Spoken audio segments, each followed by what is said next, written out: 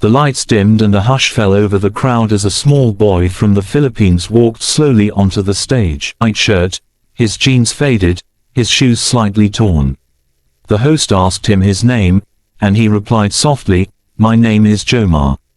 The judges smiled kindly, but they could tell he was nervous. He looked no older than 13, his eyes deep and filled with both fear and hope.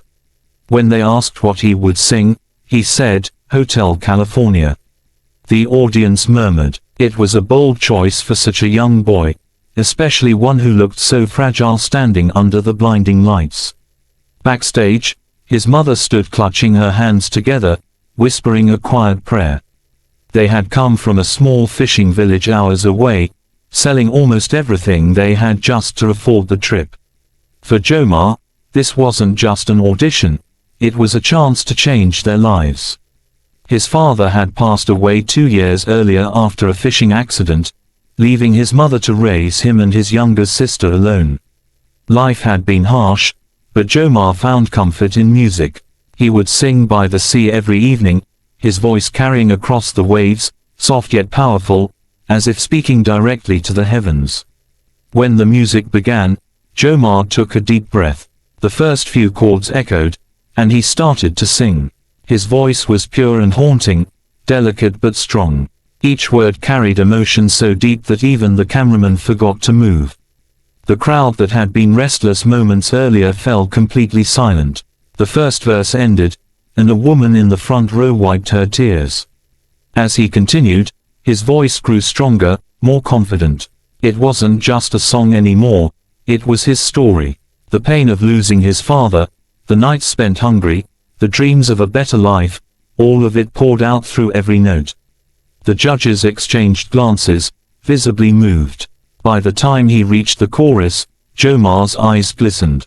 He wasn't just performing, he was living every word. The lyrics of Hotel California took on a new meaning, as if the song itself had been reborn through him. The audience began to cry quietly, feeling the depth of his soul. It was a moment that seemed to freeze in time. When he finished, the final note lingered in the air, trembling like a fragile heartbeat. Then came the silence, an electric, emotional silence that no one dared to break. Suddenly, one of the judges stood up and began clapping slowly. Then the others followed. Within seconds, the entire hall erupted in applause, cheers, and tears. The crowd rose to their feet, clapping and crying at once. Jomar stood frozen, unsure of what to do. His hands trembled, and tears finally spilled down his cheeks. One of the judges, visibly moved, said into the microphone, that was the most soulful version of this song I have ever heard." Another judge added, "You didn't just sing, Jomar, you made us feel your heart." Backstage, his mother covered her mouth as she cried, overwhelmed with pride and disbelief.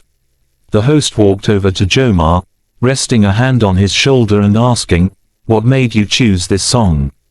Jomar hesitated before answering softly, "It was my father's favorite. I used to sing it with him by the sea before he left us. I promised I would sing it one more time for him." The audience gasped, and more people began to cry. The host struggled to speak as he said, "Well, I think your father heard you tonight." That night, Jomar's performance went viral across the world. Millions of people watched the video online, leaving comments about how his voice made them cry. He became a symbol of hope and resilience, proof that even those who come from nothing can touch the world with pure talent and heart. But with sudden fame came new challenges. Television appearances, interviews, and concerts began to fill his life. He was living a dream, yet he often found himself missing home, the sound of waves, his mother's cooking, the laughter of his little sister. As the fame grew, so did the pressure. Producers wanted him to sing pop songs, change his style, and appeal to a global audience.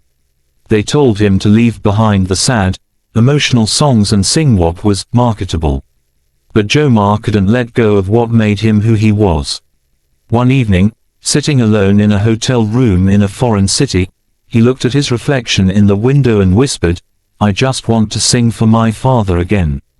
Tears filled his eyes as he realized that somewhere along the way, he had started singing for the world and forgotten why he began singing in the first place. So he made a decision. He cancelled a major tour and flew back to the Philippines. Reporters were stunned, his manager furious, but Jomar knew what he needed to do. When he arrived back home, his mother was waiting by the old pier, her eyes full of tears. She hugged him tightly and whispered, "You're home, my son." That evening, he gathered the children of the village and began teaching them how to sing. He built a small music school with the money he had earned, naming it Harmony by the Sea. The walls were simple, the instruments few, but the laughter and songs that filled the place were priceless. Years passed, and Jomar grew into a young man. His fame no longer came from TV shows or big concerts but from the countless lives he touched through his music. He often performed free concerts on the beach, where the sunset painted the sky in gold and crimson. Tourists and locals alike would gather to listen as his voice drifted across the waves. Every time he sang, Hotel California, he would close his eyes and feel as though his father was right there beside him. One day, a producer from abroad returned to the island, wanting to make a documentary about his story.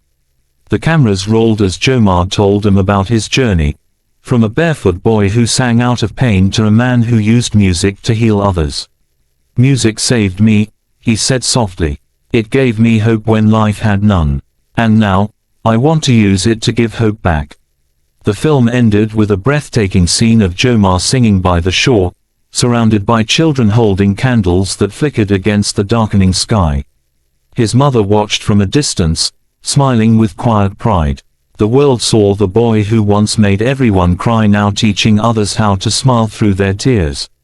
As the credits rolled, his voice could be heard one last time, singing the same haunting line that had first brought him into the spotlight.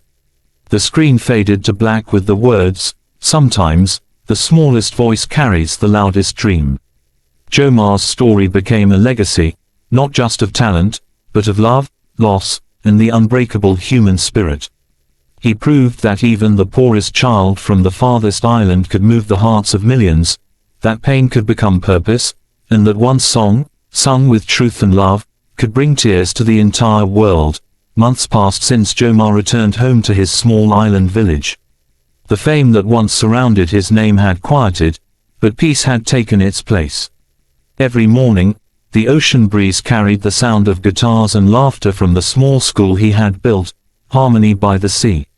Children of all ages came barefoot, holding old instruments, eager to learn.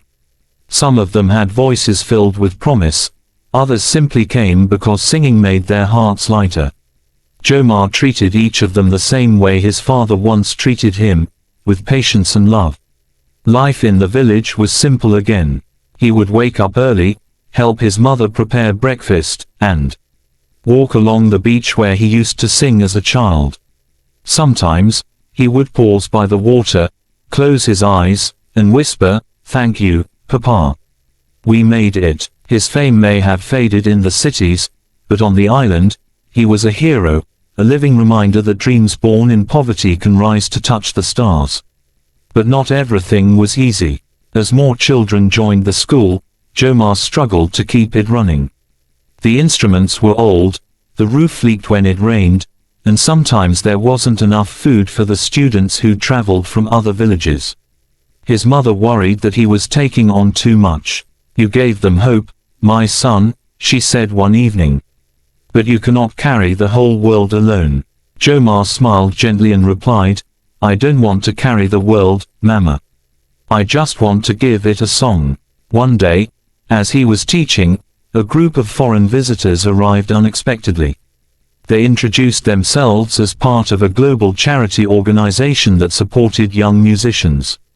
One of the visitors, a woman with kind eyes, explained that she had seen Jomar's old performance online, the one where he sang, Hotel California, and made the world cry. "Your voice touched me years ago," she said. "But now, seeing what you've built here, I'm even more moved." They offered to help fund the school, repair its walls, and provide instruments for the children. Jomar was speechless. Within months, Harmony by the Sea grew into something beautiful. The new classrooms were painted with bright colors, the roof no longer leaked, and children now played new guitars, drums, and violins. More students came, some from across the ocean. For the first time, the little village became known as the Island of Music. Jomar often stood on the hill overlooking the school, watching the children sing under the sun. His heart swelled with pride, but also with a quiet ache. He missed his father deeply. One evening, while walking by the shore, he found a small boy sitting alone, crying softly. "Why are you sad?" Jomar asked. The boy wiped his eyes and whispered, "My father left. He said he was going to work far away, but he hasn't come back." Jomar sat beside him, the memories flooding back. He gently placed a hand on the boy's shoulder and said, "Then let's sing for him. Maybe the wind will carry your voice to where he is." The boy hesitated, then nodded. Together, they sang, their voices blending with the sound of the waves. It was the same song that had changed Jomar's life, Hotel California. As the last note faded into the night, the boy smiled for the first time. That moment reminded Jomar of why he started all this. Music had healed him once, and now it was healing others. But fate had one more test for him. A few months later, a massive typhoon struck the island.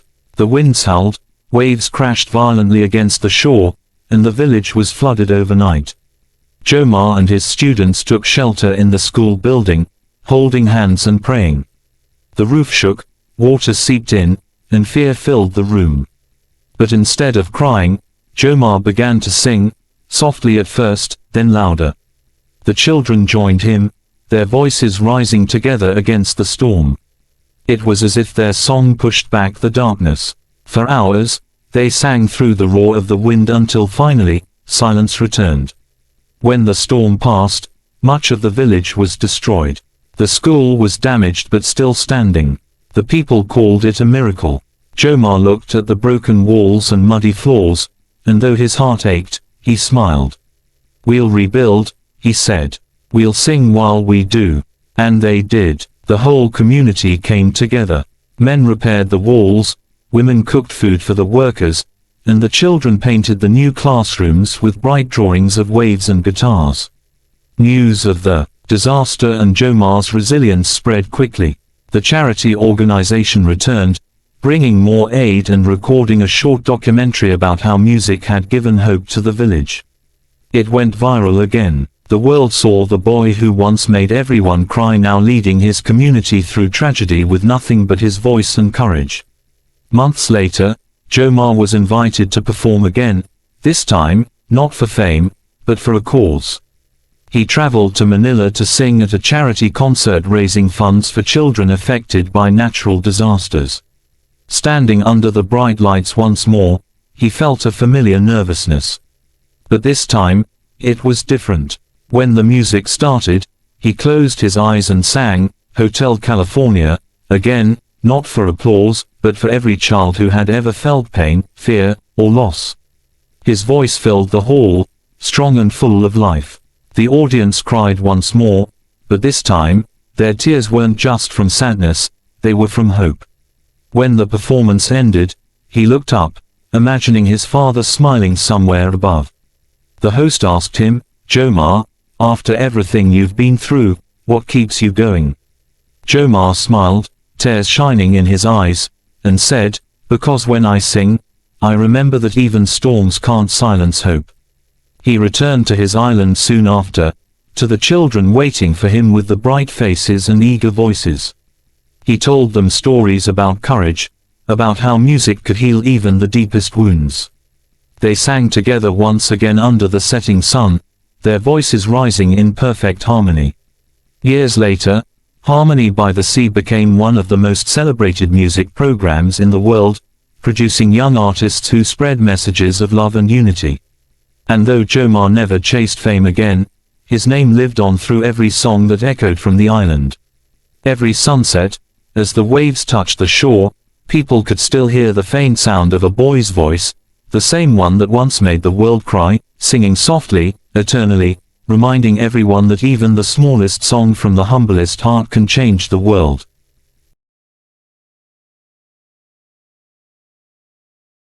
Quiet legend, not because he chased the spotlight, but because he had created something greater than fame, a legacy of love and hope through music. The small coastal village that once struggled to survive had transformed into a vibrant place known as the Island of Songs. Visitors from across the world came to see the miracle born from a poor boy's voice. Harmony by the Sea had grown beyond anyone's imagination. It was no longer just a school, it had become a sanctuary for dreamers. Children who had once lost everything now found purpose in rhythm and melody. The walls of the classrooms were covered in paintings of guitars, ocean waves, and golden suns. Each brushstroke told a story, of survival, of faith, and of music that refused to die. Jomar, now older, stood on the same beach where it had all begun. The wind carried the faint echo of laughter and singing from the school behind him. His heart swelled with gratitude as he watched the sun sink into the horizon, painting the sea in shades of gold. Life had been hard, but beautiful. His journey from a barefoot boy singing on the streets to a man who built a world of harmony was proof that dreams could rise from dust. But deep down, he knew there was one thing left to do. He had promised his father that he would use his voice not just to escape poverty, but to bring light to others. And so, he decided to record one final song, a version of Hotel California, unlike any other. Not for fame or money, but as a gift to the children, to the island, and to the memory of the man who first believed in him. The day of the recording, the whole island gathered around the small studio that had been built near the beach. The waves danced gently, and a soft breeze carried the scent of salt and rain. Jomar stepped in front of the microphone, closed his eyes, and took a deep breath. He could almost hear his father's voice whisper, "Sing, my son.